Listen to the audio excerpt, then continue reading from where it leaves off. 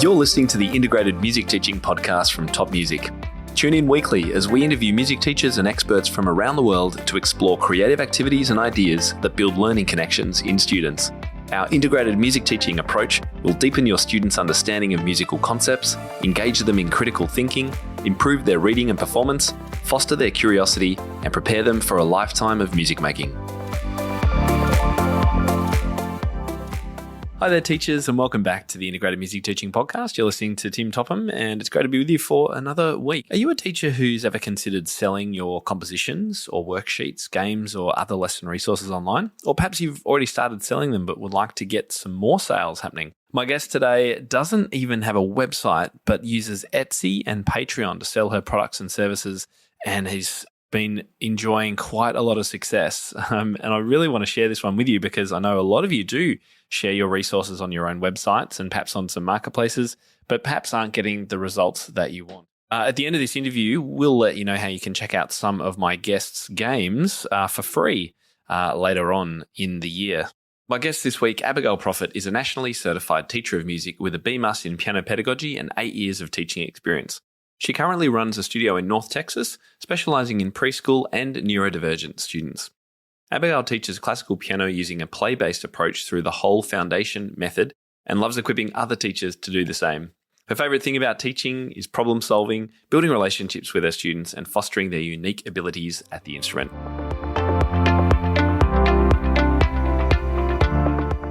Abigail, welcome to the show. It's great to have you with us. Thanks so much for having me. I'm glad I can be here. Well, I think you are the best named person for a podcast that's occurring during Business Month at Top Music. Where on earth does the name Proffitt come from? I've never heard it before. Other than my dad, I don't really know.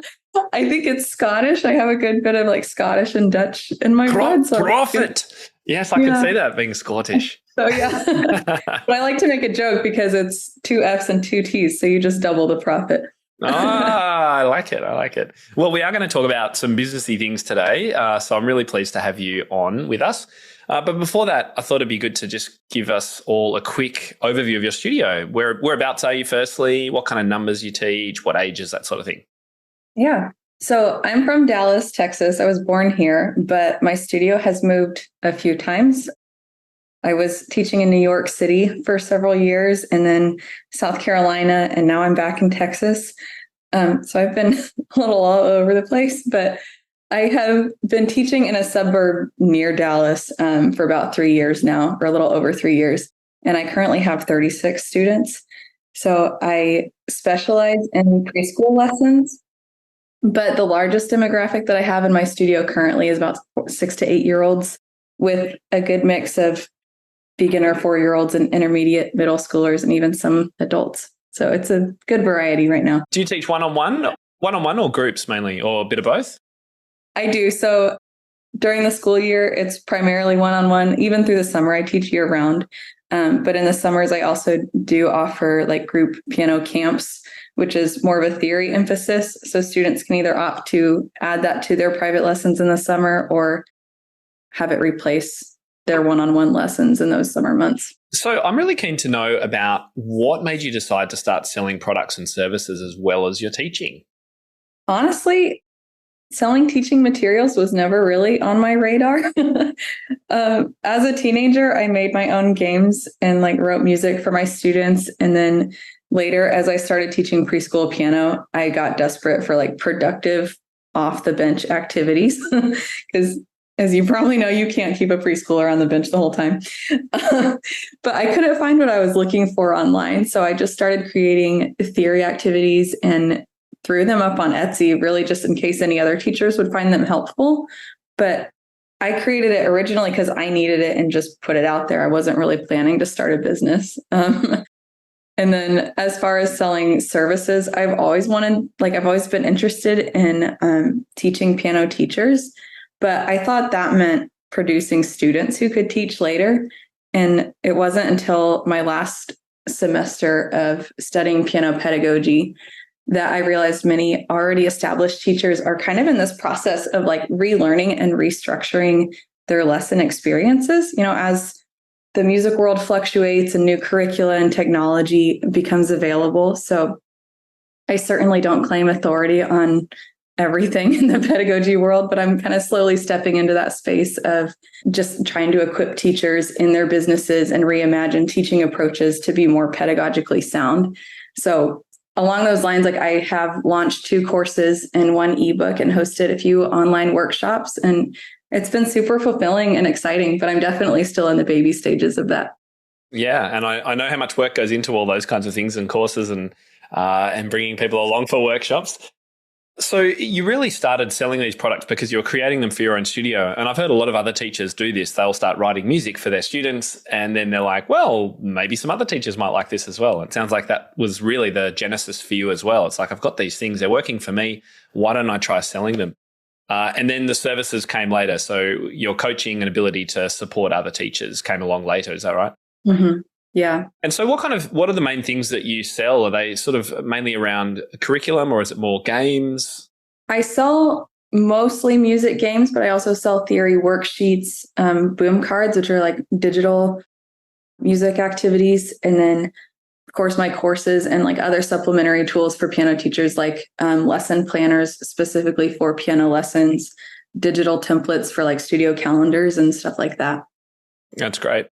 And I'm really interested to know that you mentioned Etsy before, and I know you do also sell on Patreon. And I know that a lot of other teachers in the space, I'm thinking Jennifer Fox, for someone who's been around for a long time, maybe even Susan Parody, she sells on her own site. Jennifer Fox sells on her own site, but also Teachers Pay Teachers. So, and I think that's more common. Why did you choose Etsy and Patreon? Honestly, Etsy was just the most convenient place to set up shop because, again, like it wasn't, from the beginning, it wasn't an intentional business. Obviously, it has morphed into that now. A website is definitely on the radar because I do want a central place for teachers to be able to find all my products instead of like, oh, is that one on Patreon or Etsy or is that on Instagram or Amazon? Or like, they are kind of scattered right now. But so at the moment, you don't have a central website.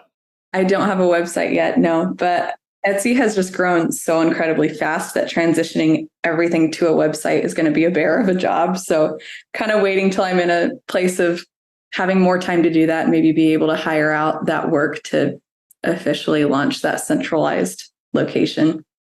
So Patreon, kind of the same thing. It's serving as a placeholder until then. Okay. Is there a point? I mean, if you've got a good following on Etsy and it's working well for you, is there, I understand the value in having a website, but then you could link off to these other places. Here's where to find X and Y. Is there a point for you in grabbing all those things and selling them directly? I guess the question is, what's the downside of just keeping everything on Etsy? The downside is the commissions that Etsy takes out. I could get a little bit bigger of a cut if I sold them directly.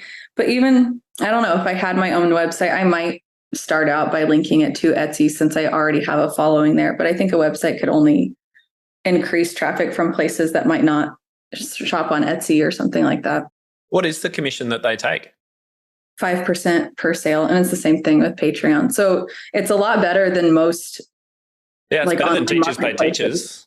Yeah, it's significantly better. And that is a big reason I chose Etsy over TPT.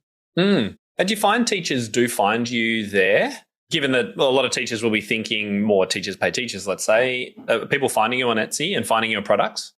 Yeah, they are. And I think probably a big reason for that is because I drive a lot of traffic there from my social media because I have a pretty like solid following of teachers that I've connected with and they share my work. So since I'm so connected on social media, I think that enables the Etsy traffic. Great. Yeah, we might talk more about the social media and the marketing a little bit later. What other pros and cons would you say there are of using a site or platform like Patreon or Etsy or Teachers Pay Teachers for that matter? I'm thinking here for teachers who do have some of their own resources and they're thinking of starting to sell their own products.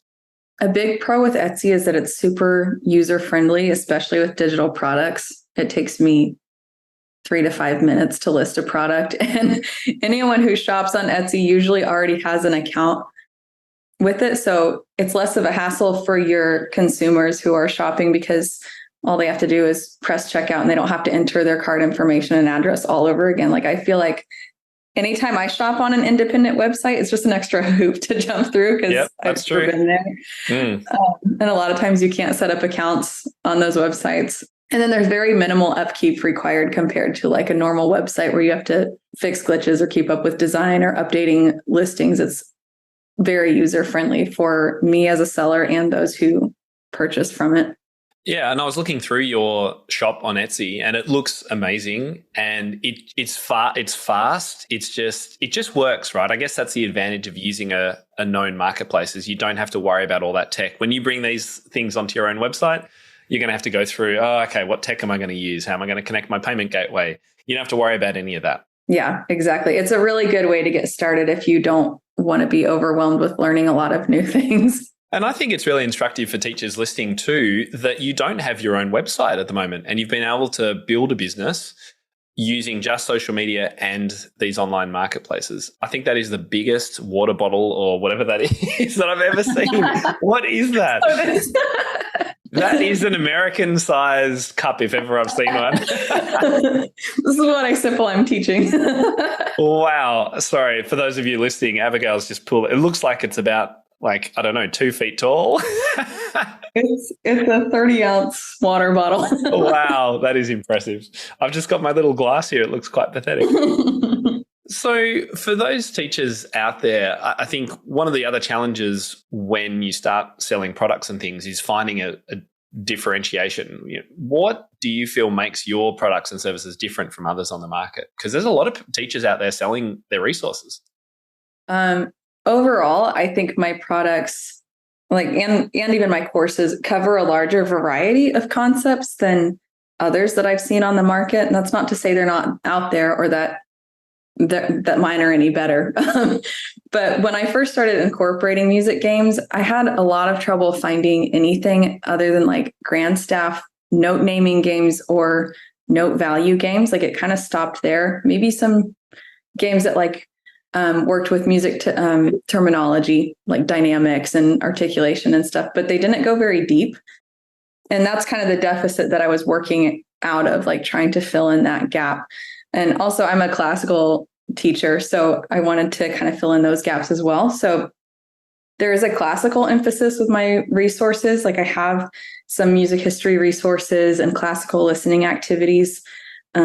That's from the deficit of not being able to find a lot of aural skill activities outside of apps. As far as like the reading approach that I use in my materials, it's very landmark, intervallic, and directional reading based. And that was kind of the main thing I was looking for my preschoolers, because I didn't want to teach note names to a 4-year-old or a 3-year-old. It's too much stress for me. And not much fun for them, let's be honest. No. So I kind of just ditched the mnemonics, and my reading games follow like that directional, experiential approach that can also work really well with teachers who use the sound before sight approach. And the same thing with my rhythm activities. They're very patterned, as opposed to just teaching individual note values. Like you'll notice any rhythm activities are either focused on time signatures or rhythm patterns, which if taught well, like I hope students would learn to feel a steady pulse and learn how multiple notes fit together instead of just isolating one note value at a time. And then on the teaching side of things, like they are designed to teach new concepts instead of just reviewing, what students already know or kind of killing time. So the directions that go with all the games are written kind of to help teachers know how to use this to teach a concept instead of just playing directions, if that makes sense. And then they're very adaptable. Most of my games include 2 to 3 sets of directions so that you can adapt it for a beginner preschooler or a mid-intermediate middle schooler. And I think that's the main thing that stands out. I try to go beyond just note naming and make sure like it's very versatile for whoever you have in your studio at that time. Hi everyone, I wanted to take a moment to let you know about an amazing community of music teachers ready to welcome you over at Top Music Pro. Top Music Pro is the global hub for music teachers looking to connect, learn, grow, and be challenged in both their teaching and studio businesses. Community members save time by accessing hundreds of step-by-step lesson plans, creative teaching frameworks, business guides, online courses, and workshops.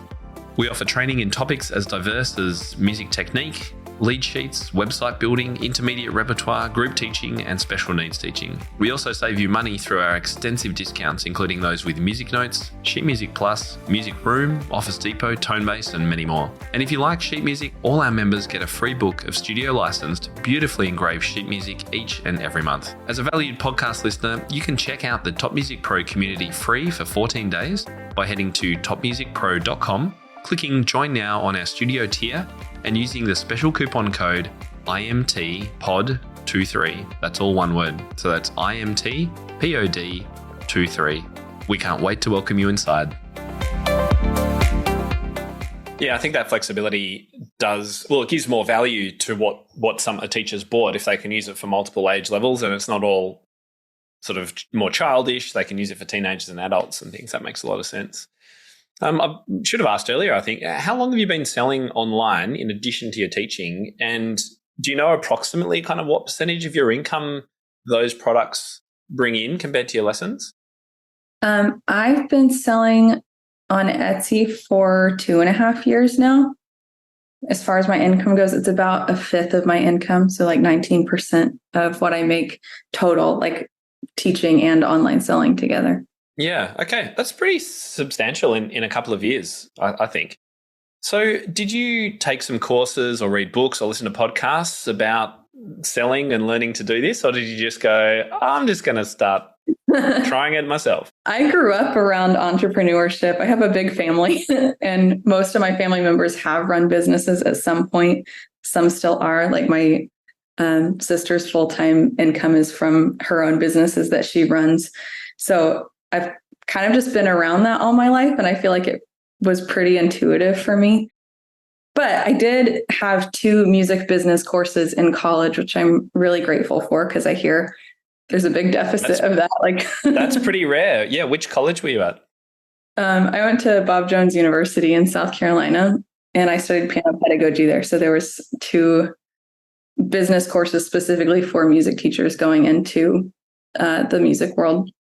So one of them was the entrepreneurial musician, which was more of a broad music business course. And then that's where I learned to write business plans and a lot of different like financial. I don't like all the terminology. I don't know, but like taxes and all the gritty stuff with that. And then the other course I took was music business, which was like on running a private studio and technology and all the things that you can imagine go with that. So those were like kind of my formal education elements, but I also do listen to a lot of podcasts. Like I've been a longtime listener of your podcast and the Vibrant Music Teaching podcast. So I'm always picking your brain and Nicola's brain and all the guests that you guys have on too. And do you listen to podcasts outside of the music teaching space? Because I learned a lot when I started from listening to internet marketing podcasters and things like that and reading books on it too. I couldn't tell you what they were though. I don't know if they really made that much of a difference to me. Fair enough. But I've learned a lot from just experiencing and trial and error. So let's go back to that question about marketing. I'm interested to know, obviously social media is a big channel for you. Is that the main way that you get new eyeballs onto your products and services? And what thoughts do you have for other teachers out there who are considering the same thing? Instagram is my main pathway, but I also use like Facebook teaching groups where it's allowed to sell. I try not to spam, especially if I'm not allowed to. Some of them are very prickly about that, aren't they? With that, like I try to be as organic and personable as possible when marketing, because self-promotion in general just feels kind of to me. But I do that by showing my games and theory pages like in action with my students. And then I also reshare posts from other teachers who are sharing how those games are working with their students and just kind of showing real life with that instead of cold advertisements. And then I also discuss materials in my stories. Like I'll show demonstrations, post reels about materials sometimes, and then provide lots of space for discussion around those things and just try to foster a lot of individual connection that way. Yeah, that makes a lot of sense. And sharing those personal stories or stories from other teachers using your products and seeing them in action, I think that's critical, particularly for these kind of games as well. As soon as you see a game in action, you can get a feel for it and you can get It looks a lot different than, it looks a lot different than just seeing a picture of it on Etsy. Absolutely, yeah. What would you say is the hardest thing about making an income from selling products or services for that matter online? I would say that people have to see the need for a product or value it before they buy it. And like you said, since there is such a vast array of music teaching materials out there, it can be really hard to stand out from the crowd, much less help teachers see why a certain resource is worth their investment. Because like I call myself the music games queen because I have a whole business doing that, but I also am not one to clutter lessons with like every possible extra resource that you can. And I definitely don't want to push teachers to clutter their education experience. So I think just showing them the value of those extra materials, but also showing them how to balance that without being overstimulating or going overboard is a really tricky balance. Yeah, absolutely. Yeah, I mean, it is hard work. And I think some teachers go into this and share their resources thinking, oh, people will just buy this. But it takes a lot of effort. And I'm interested to know a bit about Instagram and how you go about posting. But I also wanted to know about reviews and how important reviews are in your sales. I mean, they're super important to boost visibility, like especially with Etsy, it boosts the algorithm. The more positive reviews you have, I think the more people are going to see those listings. And then when teachers see positive reviews on an item, it might either give them additional information about the item. It might let them see the item in action because some people leave reviews with pictures, but like most importantly, it's going to encourage them to buy it. So I love reviews. I'm very grateful for reviews. Please leave them. Was looking through your Instagram the other day. Absolutely love it. It just put a smile on my face instantly. And I definitely encourage teachers to go and have a look at it. How do you go about deciding what to post? Oh, well, thank you. Honestly, I just try to keep it real and practical. I'm not one of those people that has a really strict like posting routine whatsoever. I wish I was that organized, but my organization is elsewhere. So I am constantly taking notes on what supplements or routines help my students, and I will snap photos of various activities that I think would be helpful for other teachers to see. And then some content is also inspired by questions that I get in my DMs. So like a lot of people ask me about how I teach physical technique or what repertoire choices I provide to my students, because I'm a huge proponent of supplementing. They'll ask about practice habits, like establishing a good practice routine with students. So I kind of take the questions that I'm getting and post based on that. And then I also post based on what I'm learning and what's helping me and just try to keep it really real. Yeah, and we had Lauren Kelly on just a couple of weeks ago, and she just said, look, I post what I would want to see myself as well. And that's, she's kind of flexible like that as well and has built a big following. You've got a couple of thousand at least following, haven't you, on Instagram? Something like that. Yeah, it's great. But it's also about that engagement. It's not just about post. It's about connect, answer questions, all that kind of stuff. Yeah. Well, we mentioned there's lots of teachers trying to sell resources online. What strategies or tips, other than the ones we've spoken about already, would you have for teachers who are listening, who are keen to start selling their compositions or games or whatever it is? I would say create for your students first, instead of just trying to whip out a bunch of products that you want to make money off of. Because if you find something that works, other teachers are going to want it too, as opposed to just creating for the sake of creating. I've just found from my own experience that if I just make something to add something to the shop, it actually doesn't take off very well. People want to see what's working with my students and like kind of see how they're enjoying it. So create to meet your students' needs first, not to get sidetracked from your students. I think it's really important that those go hand in hand. And then the second thing is to be super clear with your branding and be as original as possible. people should be able to tell at first glance that a product is yours and not just a Canva template. So take that time to put together a cohesive color palette, fonts, find a common thread that you can implement throughout all your games or worksheets or whatever it is you're selling. Like my theme is houses because my method is called Whole Foundation Method. It's kind of like to imply that it's a comprehensive method for beginners and intermediate students. So I took off with the foundation idea and used it as a play on word for a housing foundation. So I have like— That's a great idea. Thank you. I have like houses and keys and doors and anything else that's like homey or suburban kind of interwoven through a lot of my materials. Yeah, I think having that theme really makes a lot of sense. I mean, we had cats, I guess, kind of in some of our branding because everyone knows Bronson, who's just walked in. He'll add to the cacophony of noise behind me shortly.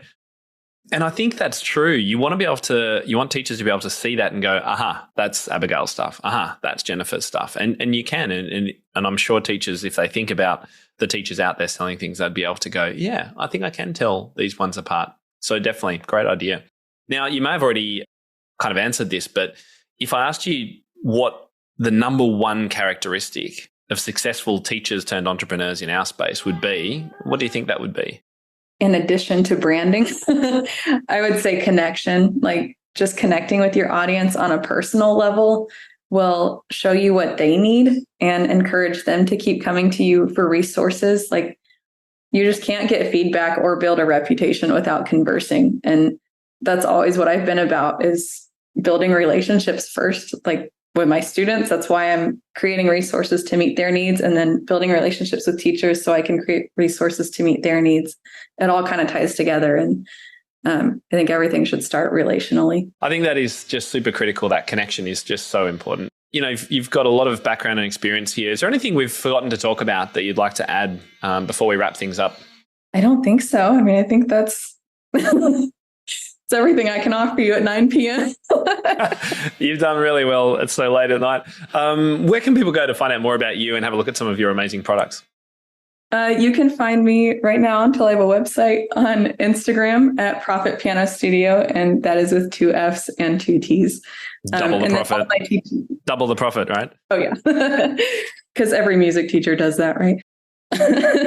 But yeah, all my teaching resources are linked there, like my Patreon, my Etsy, my Amazon storefront that has all the teaching materials that I can recommend. That's my central location for now.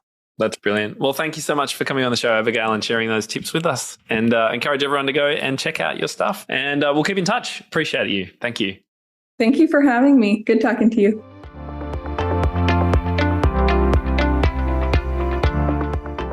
Well, I hope you enjoyed today's interview with Abigail. You've got some ideas for how you could sell your own resources online or get some more sales happening for the products you already have out there in the world. If you'd like to check out some of Abigail's games for free, I'm excited to announce that later in this year, 2023, she is going to be one of our top music games creators. This is our exciting new monthly bundle that we're including in all of our memberships, including our $10 a month light plan. If you're a member on any of our plans, you not only get a collection of studio licensed sheet music to use with your students, but you also now get our top music games, our collection of games from incredible creators like Abigail all around the world, each and every month straight into your inbox. So if you would like to experience Abigail's games and try them out in your studio, make sure you're a Top Music Pro member. You can head over to topmusicpro.com to join us, as I say, on any of our plans, and you will be able to receive them later this year. Well, that's the end of the show for this week. I hope you've enjoyed spending time with me. I've enjoyed hanging out with you and with Abigail, and I look forward to speaking to you all again this time next week. Bye-bye, everyone. How do you keep up to date with all the latest trends and research into music education? How do you connect with other teachers around the world and make sure your teaching stays fresh and relevant for students of all ages and stages, both now and into the future? I created our Top Music Pro membership to be the one-stop shop for music teaching resources, training, support, and community, and I'd love for you to come and join us inside. With over 40 comprehensive training courses, hundreds of teaching demonstrations and lesson plans, free monthly sheet music, discounts, and all the business and pedagogy support you could ever need, Top Music Pro is the community you've been looking for. If you're ready to level up your learning from the podcast and join thousands of other teachers in our global network, head over to topmusicpro.com today. If you enjoy this show and want to hear more of our work, be sure to subscribe to this podcast wherever you're listening today. For links and resources mentioned in this episode, visit us at topmusic.co/podcast or check out the show notes. I'm Tim Topham, and this is the Integrated Music Teaching Podcast, a production of Top Music. Thank you so much for listening. Enjoy your week ahead, and I'll catch you next time.